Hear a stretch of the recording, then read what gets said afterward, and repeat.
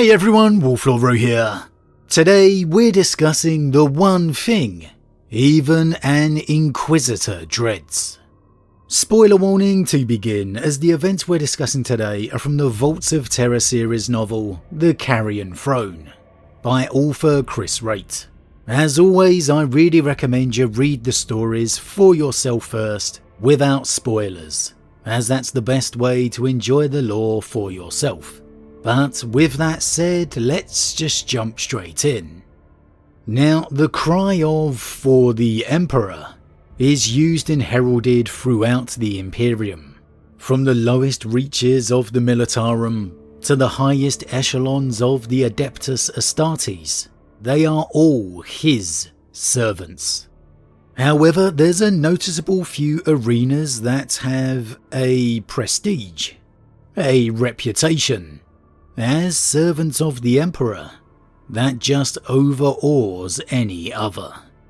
The Inquisitors of his Inquisition undoubtedly one, arguably the one.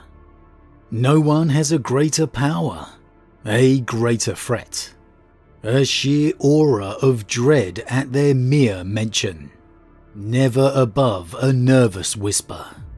For the Inquisition serve only him, the Emperor upon the throne. They search for the threat within and without, purging any trace of heresy wherever it may be found, erasing entire planets with one word. They answer only to the Emperor upon the Golden Throne, and as such, essentially have no authority above them. For the Emperor hasn't spoken for 10,000 years. It is only truly other Inquisitors that can check and call their brethren to account. And even then, something truly catastrophic has had to have transpired. The Inquisition care not for your feelings, only in rooting out the threat and eliminating it. Or perhaps using it if it suits their ambitions, as ambition is certainly a trait all Inquisitors hold in abundance. As a result, no one is above their suspicion. No one. Even the very much separate Mechanicus, the vaulted High Lords of Terra. Entire Astartes chapters have been obliterated at the Inquisition's whims. And even the mighty Sons of Rus went to war with them, knowing it's a fight they would ultimately lose. There is no one who in truth is immune of any fear, trepidation, apprehension, or downright terror at the presence of an Inquisitor. Well, maybe not no one, as there is one hallowed, revered institution that even stops an Inquisitor in their tracks. Now, within the Vaults of Terra series novel The Carrion Throne, Inquisitor Erasmus Crowell was beginning his investigation into a series of strange events taking place on Terra, the throne world itself. An investigation that would ultimately lead him to the High Lords of Terra and the revelation of the failing Golden Throne.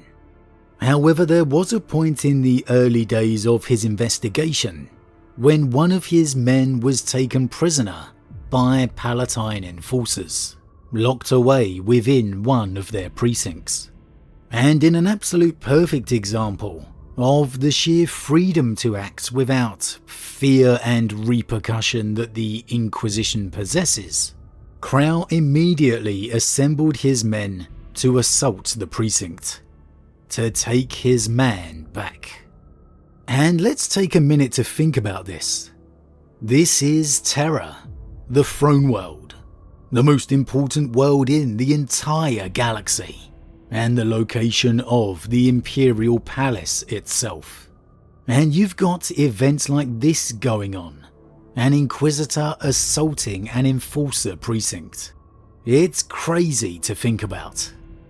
But so it was that Crowell and his men busted in on their gunships and fought their way through the compound, killing enforcers as they went. Where Crow would ultimately reach the cell his man was being held in, and just as Crow tried to ask him what on earth had happened, why he had been taken, a new commotion arose from the corridor outside the cell, and there's an absolutely awesome description of booms sounding like pile drivers, and as Crow turned to the doorway, he saw the body of one of his men fly past. And as he stepped out the doorway, instantly reactively firing his plasma pistol, the sight that greeted him caused him to stop dead in his tracks, uttering "OSH you know what," and preparing to die. An Inquisitor, the most powerful agent in the Emperor's arsenal, stunned into shock, and immediately realizing he's dead. Krau's stormtroopers, some of the finest mortal troops in the Imperium, lay across the floor of the cell zone corridor as if a rhino had bludgeoned through them. Most were out cold. A couple had had their carapace plates ripped apart and slumped in growing pools of blood. 30 hardened Ordo Hereticus soldiers, cast aside as if they had been nothing more than children, playing at warfare with model guns and paper armour. Crow drew himself up to his full height. In normal circumstances, that stance would have been imposing. He was a head taller than most human males, and his master-crafted armour added to that heft. But just then, he felt little more substantial than the broken warriors who littered the floor. He let Sanguine's muzzle drop. It would be of no more use here. What a description and setup that is. Who remembers playing Metal Gear Solid on the PS1? One of the greatest games of all time, it has to be said. And that moment when you entered the corridor filled with slaughtered soldiers. This is it. This is it. That line of "some of the finest mortal troops in the Imperium" lay across the cell zone corridor as if a rhino had bludgeoned through them. And then the Inquisitor lowering his gun. It would be of no more use here. What a setup, what a build that is. Just ramping up the impact of what this being is before him. Absolutely fantastic. You can just feel the weight of the moment being elevated up. Before him, immense and wreathed in dying coals of plasma, loomed the destroyer of his men. He was more than a giant. He was a leviathan, a juggernaut of gold and black, an armour-bound killing construct studded with blades and jewels and plumes. His battleplate was heavy, unsullied, cold into swirls and arcane symbology, and palpably crackling with ferocious energies. Massive shoulder guards rearing high over a lightning-embossed breastplate enclosed a tall helm crested with a mane of black horsehair. In his right gauntlet he held a guardian spear, a glaive twice the height of a human normal subject. The halberd thrummed with plasma snarls, vibrating down the very length of the shaft and making the steel walls around them swim with reflections. A long black cloak hung behind him, and for all the carnage he had caused, he was immaculate, untouched by blood or grime, as dazzling a shard of ancient sun cast into the mire of the world. There were stories told of such creatures as this, myths spun across the gulf of 10,000 years, until they had swelled and burst beyond all reason. To witness one of the angels of death was a privilege granted to a vanishingly small proportion of humanity. To witness one of this select order was even rarer. Something even the great lords of the throne world's mighty citadels and macro cathedrals would barely dare to dream of. It had been said by some that they no longer existed, just another casualty of the darkening of the long ages. a mere echo of a greater past that had long since sunk into oblivion. Perhaps, others offered, they had never been real at all. Perhaps they had always been chimeras, phantoms dreamed up by desperate men in desperate times to make the night seem a little less cold. There was a certain satisfaction to be found in proving such speculation wildly, unforgivably, and indubitably false. "Why are you here, Inquisitor?" said the Imperial custodian. Though nominally a question, it was delivered as a command, as if the speaker could countenance no response but acquiescence. The Emperor's Custodes, a sight so rare it would stun anyone to silence, and a sight so dreadful even an Inquisitor knows he's dead. That is the impact of a custodian. The 10,000, the Golden Legion, the Emperor's own bodyguards. You can just feel the weight of what they represent, the aura, the majesty, that they are beyond even the angels of death, and they come with an awe that is unsurpassable, unmatchable.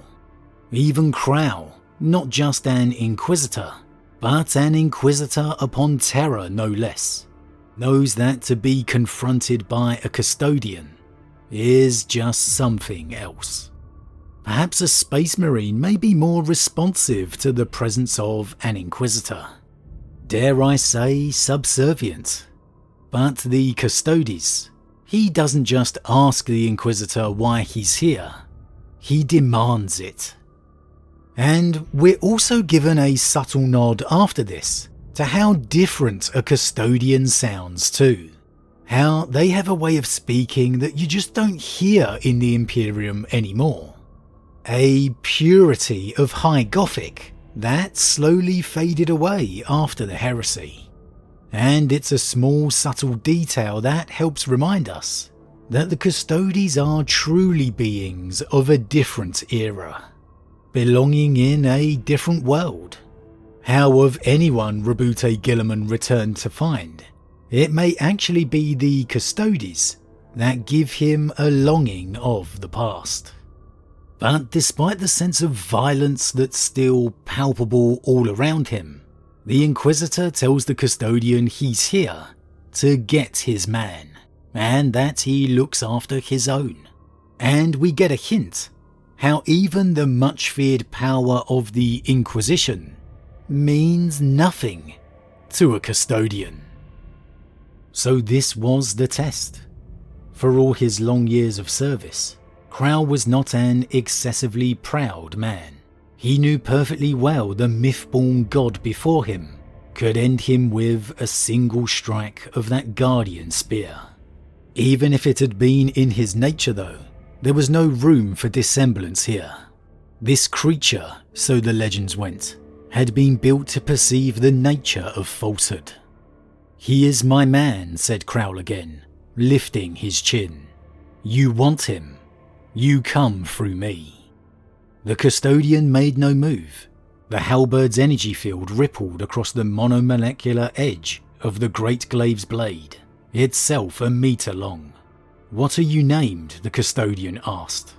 "Erasmus Crow, the Ordo Hereticus." "What do you know of Phalius?" "Nothing at all." Crow took up his rosette and fixed the golden giant with a defiant glare. "But if you do, then you are bound by the authority of this mark to disclose it." There was something like a laugh then, rumbling up from the heart of that armour. A deep and fleeting amusement at the audacity of it, echoing from the fluted lines of the crafted vox grill. "I am bound by no authority but the throne." There's probably very few things in the grimdark universe that can make a custodian laugh, but an Inquisitor trying to claim authority over them is clearly one. They answer to no one, no thing, save the Golden Throne. Their duty is singular, uncompromising, absolute. The protection of the Emperor of mankind. And nothing else.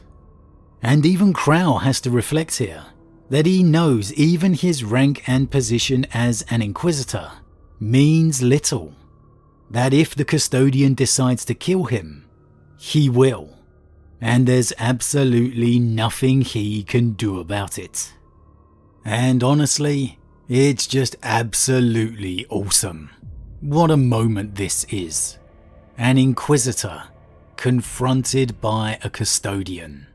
We so often spend so much time talking about the depravity and actions of the Inquisition. How they write off worlds with a single word. How they consign millions and billions of people to death for seemingly the most trivial of matters. And yet here, an Inquisitor with that kind of power is stopped dead in his tracks and faces his own mortality in the face of a Custodian. Anytime you get a Custodian turn up, you just feel the level raise. The sense of just what they represent. The Emperor. And to see that here, not only the absolute lethality they represent, death incarnate and golden glory in equal measure, but to see even an Inquisitor stunned by it, knowing that they're dead, and there's no debate about it, nothing they can do, even for all that rank and position, it's really quite something. And I think this, out of any moment in the 40k era, really drives home the greatness of the Custodes. How they are just something else entirely. More than any other, the physical representation of the Emperor. More than even the Inquisition. But as always everyone, what do you think? Are you surprised an Inquisitor would be so stopped in his tracks by a Custodian? Are you surprised an Inquisitor has to admit to himself that his rank and position means nothing if the Custodian decides to kill him? And does this moment, perhaps more than any other, showcase perfectly how the Custodes truly are a breed apart? Not only in their creation, their prowess above even Astartes, but also in their position as the Emperor's own legion. As always everyone, leave your thoughts in the comments below. Huge thank you to all my subscribers, your support truly means a lot to me, it really does. If you're new, please consider subscribing to help the channel grow. And if you enjoyed this particular vid, then why not drop a like on it too. But with that said, I am off, and I'll see you all again real soon.